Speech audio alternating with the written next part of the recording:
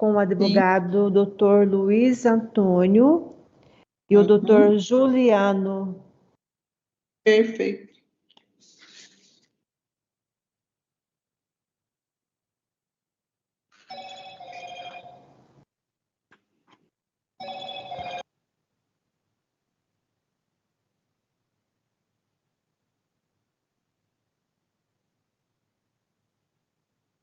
Dr. Luiz Antônio, Dr. Juliano. Dr. Luiz Antônio, boa tarde, seja bem-vindo. Dr. Juliano. Boa tarde, doutora, tudo bom? Tudo bem? Pela fonte pelo erro de investimento, mas hoje até a sessão deu tudo errado para mim, eu tomei uma chuva, daí me troquei rapidamente, todo jeito que deu. Terno, molhou o terno. Olhei, tomei um banho. Excepcionalmente, se os colegas não se importarem. Doutora Joanita, devo confessar, hoje de manhã fui a um evento no Teatro Miracanahasse, deixar o carro do outro lado, cheguei todo molhado no teatro lá, não tive nem a oportunidade de desfazer o terno, tive que ficar com o terno todo molhado. Eu entendo perfeitamente. Tá certo. Bom, nós temos então o doutor Luiz Antônio, vai falar pela recorrente, isso, doutor Luiz Antônio? Excelência. Tá certo. O senhor tem a palavra, doutor. Bom, primeiramente, boa tarde a todos. Cumprimento a senhora presidente da sessão, eminente relatora, demais membros do Poder Judiciário, os auxiliares da Justiça e os colegas que nos assistem pela internet. Bom, Excelência, esse caso é sobre a utilização de uma marca industrial. Utilizando as palavras do Dr. Luiz Orione, eu destaquei no meu recurso 4 preliminares do recurso. Se Vossa Excelência tiver acatado pelo menos uma das preliminares, eu declino da sustentação oral. Caso Vossa Excelência não tenha acolhido nenhuma das preliminares, farei a sustentação oral. Eu não as acolhi, doutor. O senhor pode dar continuidade, por favor. Perfeitamente. Bom, como eu disse há pouco, o caso é referente à utilização de uma marca industrial. É um caso bem complexo, para falar a verdade, que, na minha opinião, sequer deveria estar ocorrendo no juizado especial. Mas vamos lá. A recorrida, ela alega que a recorrente teria se apropriado do seu nome e da sua marca sem autorização, retirando apenas uma letra do seu nome, causando uma confusão nos clientes e a captação ilícita. Ela defendeu a tese de que no site constou a logo e nome copiado da sua originalidade. Apresentamos a defesa, alegamos 4 preliminares, além de algumas provas que foram juntadas na contestação. E a primeira preliminar que eu venho destacar aqui para Vossas Excelências é referente de que nós informamos na defesa o rol de testemunhas que foi ignorado pelo juízo de piso, porque ele não marcou audiência de instrução para destacar os fatos que foram alegados na nossa defesa, que, a meu ver, por si só, já gera o cerceamento de defesa, mas vou tratar agora no tópico seguinte. Pois bem, a defesa entende que a nulidade e cerceamento de defesa porque o magistrado ignorou 2 testemunhas que foram arroladas na peça contestatória. E essas 2 testemunhas, elas eram imprescindíveis para poder destacar o que foi defendido na defesa. Um é o ex-sócio do recorrente e o outro é a empresa que fez o registro da marca. O magistrado, ele deu uma sentença de 6 parágrafos. 6 parágrafos. E ignorou o que nós destacamos na nossa defesa. Bom, o artigo 370 do CPC, ele destaca que cabe ao juiz de ofício ou a requerimento da parte determinar as provas necessárias ao julgamento do mérito. Foi ignorado.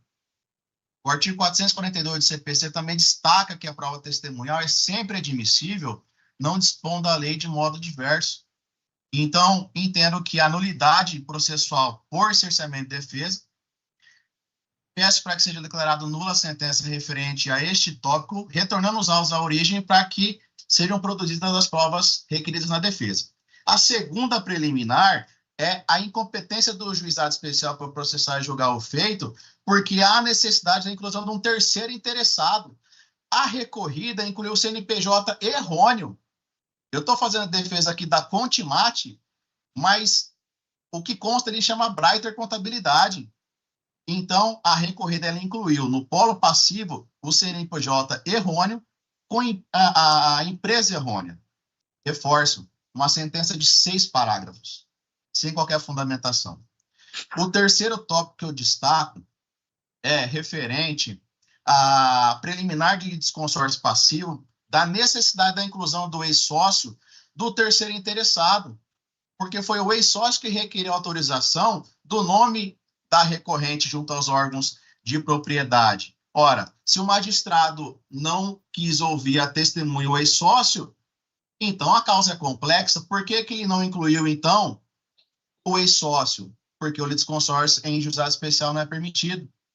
Então, vem alegando a preliminar também para que fosse incluído no polo passivo da ação o ex-sócio, testemunha do recorrente. A quarta preliminar é também de litisconsórcio passivo para incluir a empresa que nós colocamos na nossa defesa para que fosse ouvida em audiência de instrução, porque ela foi responsável, junto com o ex-sócio do terceiro interessado, para inclusão do pedido do INPI.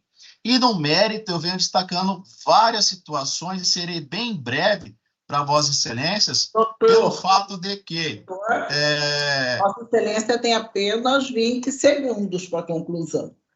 Eu estou terminando, Excelência, obrigado. A questão é que a Breiter Contabilidade, ela possui registro desde 84 na Jusemate. É muito antes do que a recorrida.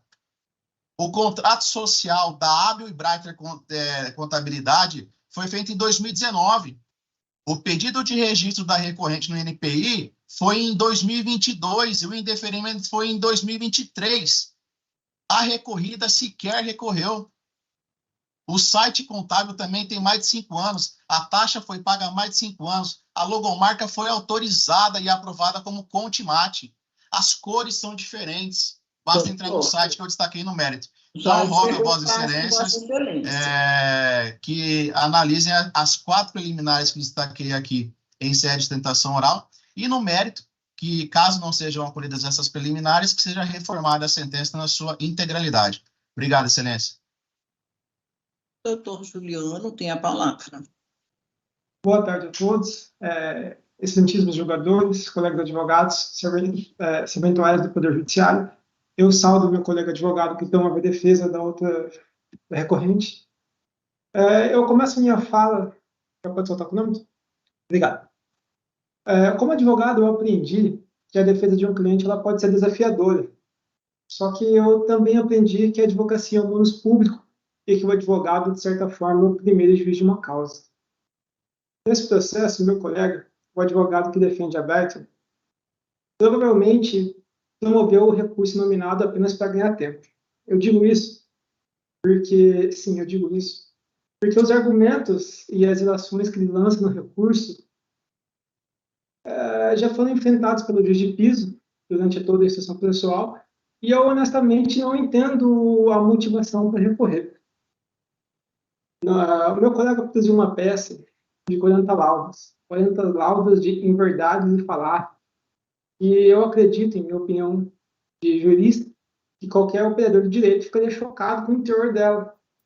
Porque os próprios documentos apontados e apresentados pelo meu colega para fazer a defesa de seu cliente são documentos que refutam a defesa que ele fez. É chocante, porque é uma verdade documental. É um caso muito desafiador em que ocorre verdadeira, notória e evidente litigância de má-fé, e de forma que ocorre até um atentado contra a dignidade da justiça. Não houve em nenhum momento da instrução processual cerceamento de defesa. O que existiu foram tentativas ardilosas de modular a verdade documental do contrato social, por exemplo, de uma forma que pudesse convencer o juiz de piso de que a verdade vendida pela recorrente era a verdade dos fatos, quando na verdade não é. É chocante. A recorrente, por meio do seu eles tentaram fazer um logo igual. Eles fizeram um logo igual. Fizeram a identidade visual inteira igual. Eles tentaram se apropriar do nome. É absurdamente parecido. Meu cliente é Conta Marketing. O dele é Fonte Marketing. Eles copiaram até o site. Eles conseguiram... não sei se isso é conseguido. Eu digo que é uma audácia. Tiveram a audácia de contratar a mesma empresa que fez o site do meu cliente. Eles também tentaram registrar a marca do INPE. E eles, posteriormente, disseram que não tentaram fazer isso. Então, assim, meu cliente, a recorrida, nunca foi desleal. Ele buscou o recorrente informalmente antes de entrar na foi através de notificação digital, tentou resolver. Porque no começo eles imaginaram que fosse algo, um erro, um engano, uma coincidência. Entraram em contato, eles perceberam que existia um ardil, existia uma fé. E aí não teve jeito. Eles entraram com a presente de um. E durante todo o processo, o juiz de piso, ele precisou refutar e expor as inverdades através de documentos apresentados pela própria Kaiser. É interessante que o meu colega advogado ele não aborda diretamente o mérito em si da ação. Ele fala em preliminar, tentando voltar ao julgamento por um suposto cerceamento de defesa. Só que isso não aconteceu. Os próprios documentos elencados por ele no processo revelam que a tese que ele defende é caluniosa, é falaciosa, é inverdadeira. Por isso eu peço a manutenção da sentença proferida pelo juiz de piso, a condenação ou majoração do numerário e a aplicação de multa pela litigância de má-fé, porque nesse caso realmente não tem como. Ocorreu a litigância de má-fé. Eu encerro minha fala. Boa tarde a todos. Boa tarde. Doutora Jonita? Pois não, doutor. Pois não. Eu preciso de 1 minuto. Antes de retomar, a senhora pode me dar 1 minuto? Sim, com certeza. Sim. Sim.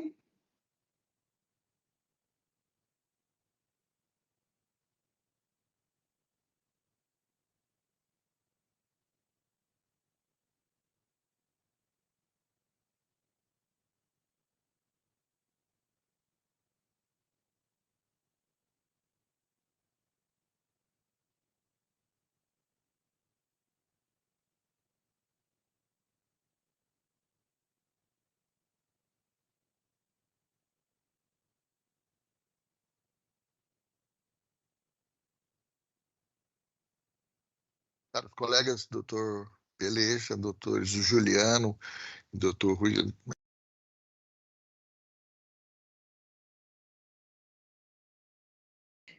Quanto aos preliminares arguídos, primeiro, trata-se de prova documental. Existe todas as provas do processo a respeito da entrada do pedido de registro na junta comercial, da alteração de nome, né? Porque a empresa anterior chamava-se Breiter.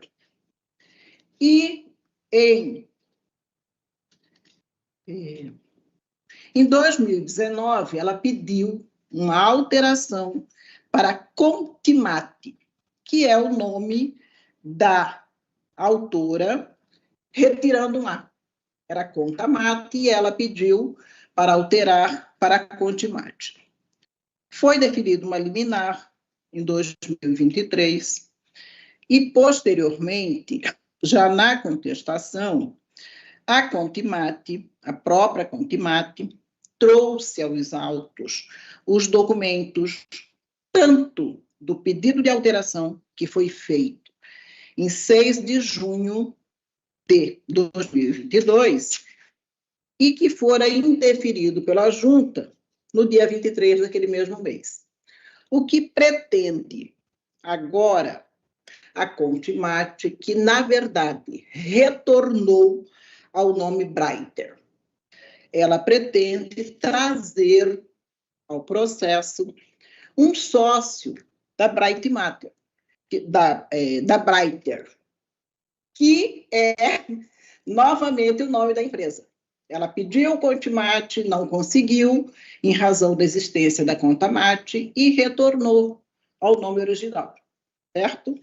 Então, por essas razões, e o juiz bem analisou todos esses pontos. Ele indeferiu, né, tanto a oitiva de testemunha, que entendo ser realmente desnecessária no caso, certo?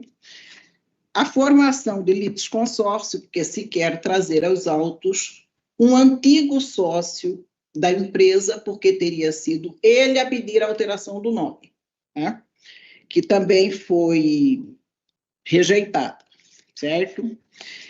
E realmente acontece esse fato. Se você entrar no link que é da Contimate, ela te manda diretamente para a Byter. E isso a própria recorrente reconhece. Aliás, é ela mesma quem diz isso nos autos, certo? O fato é que ela realmente tentou alterar o nome, que confundiu as pessoas, porque apenas um A não tinha, né? Ela retirou um A e continuou. Contimate, empresa de contabilidade, e usou esse nome enquanto não foi indeferido pela junta. Quando indeferido pela junta, ela retornou o nome originário. Então, razão não há para que busque alguém integrante da empresa anterior, que inclusive hoje é a mesma empresa, que era. E todos esses fatos é a própria recorrente quem traz. Em sua contestação, ela traz todos esses documentos. Ou seja, ela própria demonstra a existência desses fatos, demonstra que ela tentou alterar o nome da empresa, demonstra que a empresa retornou ao nome originário. Diante de todos esses fatos, eu entendi que o juiz realmente bem analisou a questão e não tem solução diversa, no meu entender, que manter a sentença. Se os colegas quiserem, eu posso ler o voto. Sim. Eu estou satisfeito, doutora Gil. Eu vou acompanhar Vossa Excelência na íntegra. Doutora, só uma questão. A senhora analisou as preliminares? Analisei e as rejeitei. Perfeitamente. Não, eu entendi, eu estava com o processo aberto aqui. Eu peguei todas as movimentações do processo, né? Tinha o Instituto de Propriedade Industrial que rejeitou ali a marca, e eu achei bem interessante o posicionamento de Vossa Excelência e concordo integralmente. Então, concluído o julgamento, doutores Luiz Antônio, doutor Juliano, tenham uma boa tarde. Boa tarde. Doutor Luiz Aparecido, seja bem-vindo. Muito obrigada.